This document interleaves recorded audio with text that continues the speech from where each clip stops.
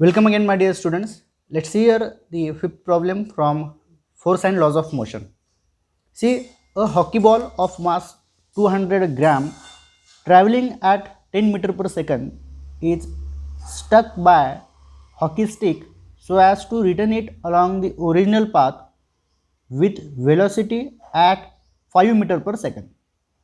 Calculate the change of momentum occurred in the motion of the hockey ball by the force applied by the hockey sticks. Yes.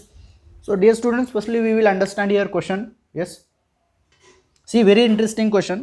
आता याच्यामध्ये त्यांनी काय सांगितलं आहे, see आता hockey ball आहे. Yes, आणि हॉकी बॉलचं मास त्यांनी सांगितलं आपल्याला 200 gram. See understand, a hockey ball of mass 200 gram travelling at a 10 metre per second. Yes, म्हणजे इथे मी हॉकी बॉल काढायचा I will try here. Yes, so let us consider this is the hockey ball.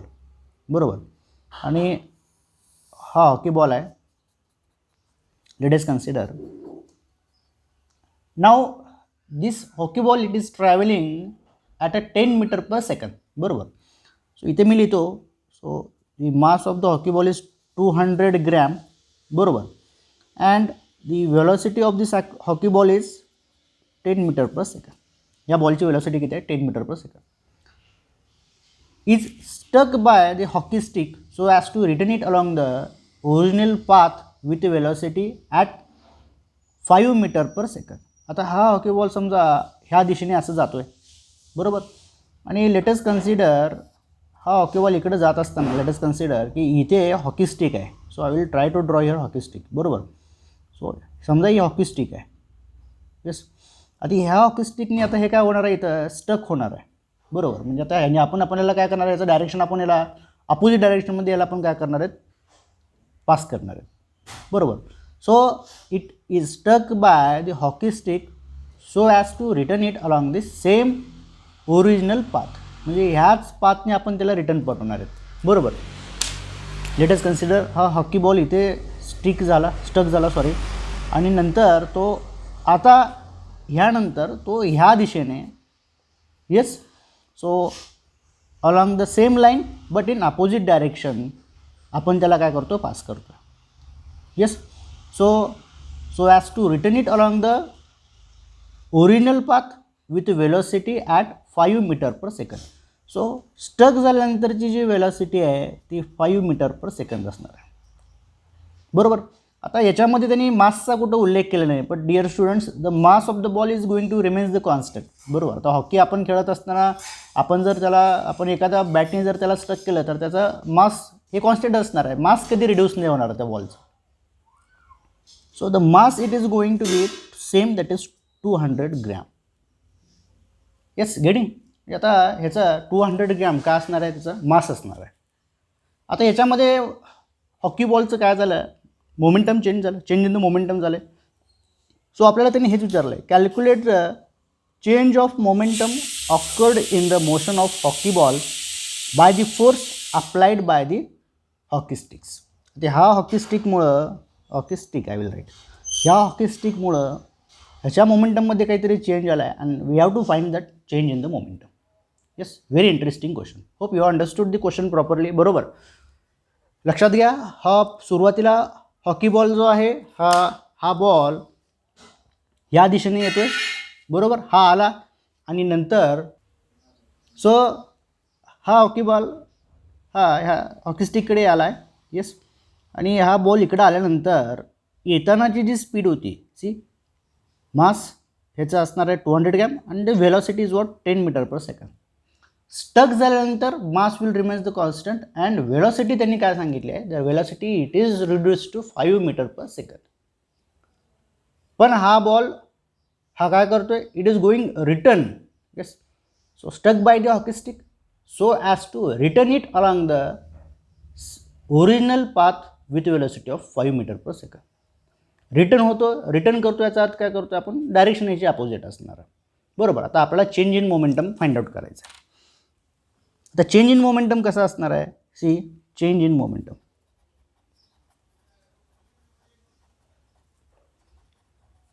So change in momentum how we are going to calculate. See change in momentum काय असणार आहे, C P1 - P2. P1 minus P2. बरोबर. आता P1 कसा find out करायचा? P1 तुम्हाला माहिती आहे. P1 म्हणजे काय? सुरुवातीचं ह्या कंडिशनचं मोमेंटम. सो P1 म्हणजे काय असणार आहे? Initial momentum. बरोबर. आता इनिशियल मोमेंटम म्हणजे काय असणार आहे? How much will be the initial momentum dear students? So initial momentum काय असणार आहे लक्षात घ्या. So initial momentum will be mass into its velocity. मोमेंटमचा फॉर्म्युला आपल्याला माहिती आहे. मास किती आहे? 200 ग्रॅम आहे.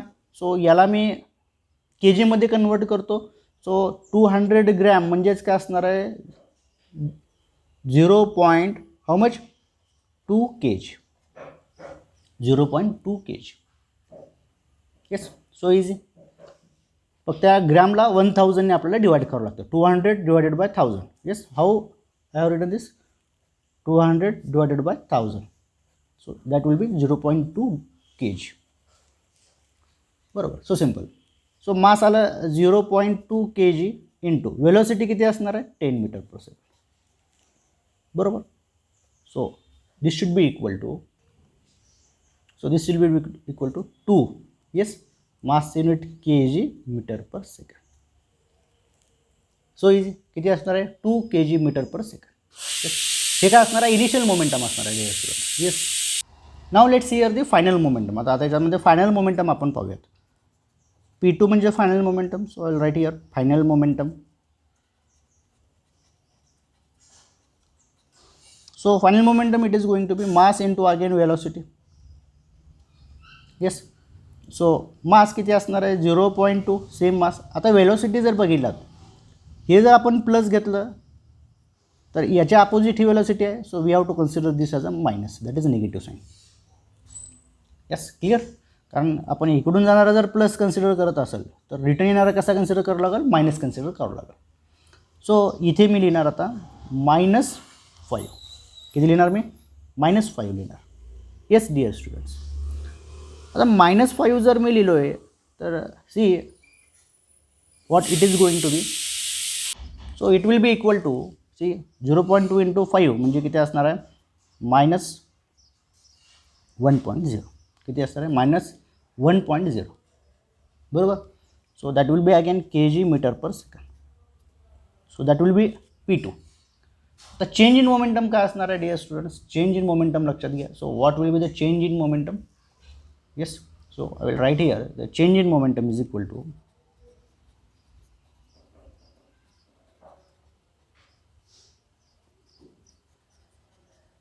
change in momentum is equal to P1 minus P2. आपण इथे लिहिलं होतं P1 minus P2. So P1 किती आला? 2 आला. मायनस P2 किती असणार आहे? -1 असणार आहे. सो 2 + 1 -1 प्लस झाला, that is equal to 3. So therefore change in momentum will be equal to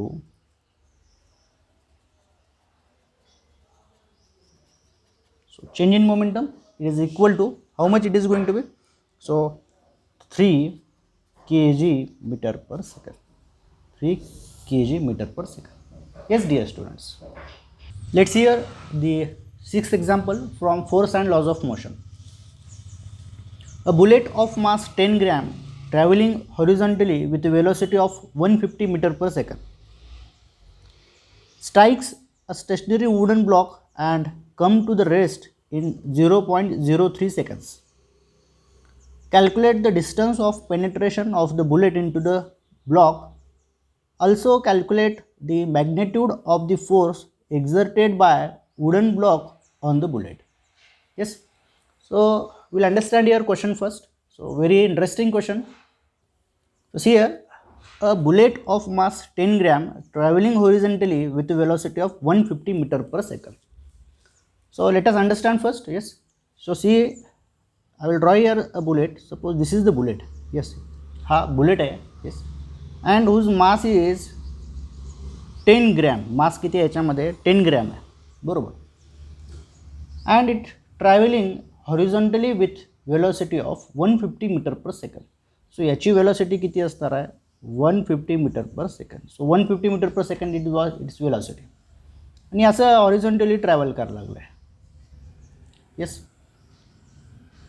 so it strikes a stationary wooden block and come to the rest in 0.03 seconds. Calculate the distance of penetration of the bullet into the block.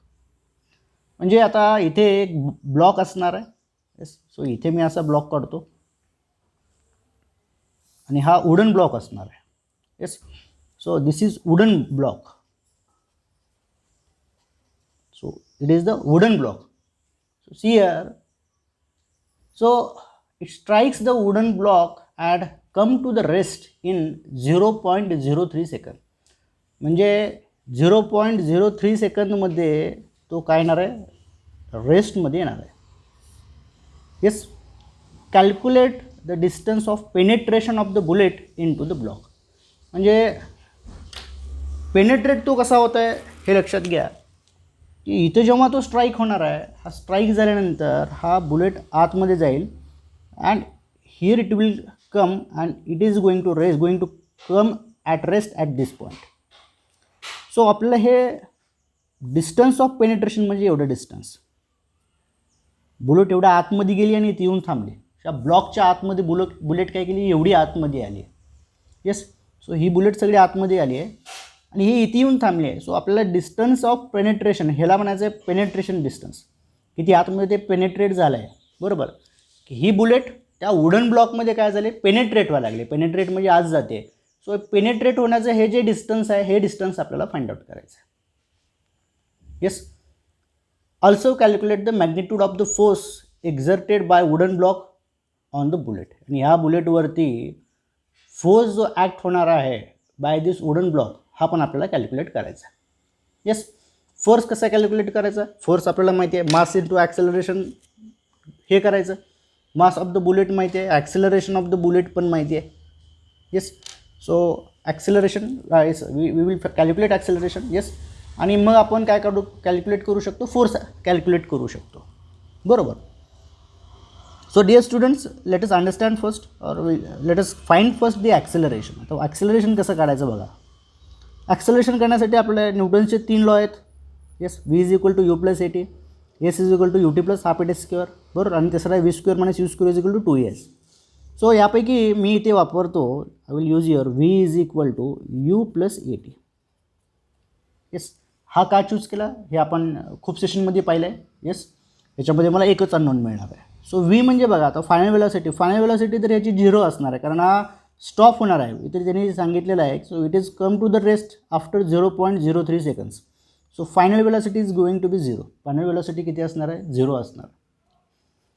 So 0 is equal to u. Initial velocity किती सांगितली, initial velocity of that it is equal to 150 metre per second. So I will write here this as a u. सो 150 metre per second plus acceleration आपल्याला find करायचं आहे into time आपल्याला माहिती आहे 0.03 seconds. How much it is 0.03 seconds. So जर तुम्ही पाहिलात ॲक्सेलरेशन कसं फाइंड आउट करायचं, ॲक्सेलरेशन इज इक्वल टू, मी हे इकडे घेऊन जातो, a into 0.03 is equal to -150 metre per second. So A will be equal to -150 divided by 0.03. So that will be around -5000 metre per second square. किती असणार आहे, -5000 metre per second square. Yes dear students, so acceleration मला मिळाली -5000 metre per second square. तर acceleration मिळाली. Yes, so acceleration नंतर आता मला डिस्टन्स ऑफ पेनेट्रेशन काढायचं आहे. डिस्टन्स ऑफ पेनेट्रेशन मी कसं यूज करणार, I will write your s is equal to u t plus half a t square. सगळ्या फक्त इथं येस नाही आहे, येस मी फाइंड आउट करू शकतो. यू किती आहे, u is what 150 into 0.03 plus half into -5000 into 0.03 seconds. So after हे 0.3 स्क्वेअर असणार, इट इज स्क्वेअर. हे सॉल्व केल्यानंतर what will get this around 2.25 metre. How much it is 2.25 metre. म्हणजे distance of penetration किती असणार आहे, the s is equal to 2.25 metre. एवढं distance ते पेनेट्रेट करणार आहे. Yes dear students, so easy. Yes, याच्यावरनं देन आपल्याला काय फाइंड आउट करायचं, आपल्याला फाइंड आउट करायचं आहे force that is exerted by the wooden block on the bullet. बरोबर. आता फोर्स कसा फाइंड आउट करायचा? Again force is equal to mass into acceleration असतं. मास ऑफ द बुलेट किती आहे? 10 ग्रॅम. 10 ग्रॅम म्हणजे किती असणार? 0.01 into acceleration is how much? -5000. Yes. So this is equal to 15 newton. कितीचा फोर्स असणार हा? 50 न्यूटनचा फोर्स असणार. Yes. So very easy question.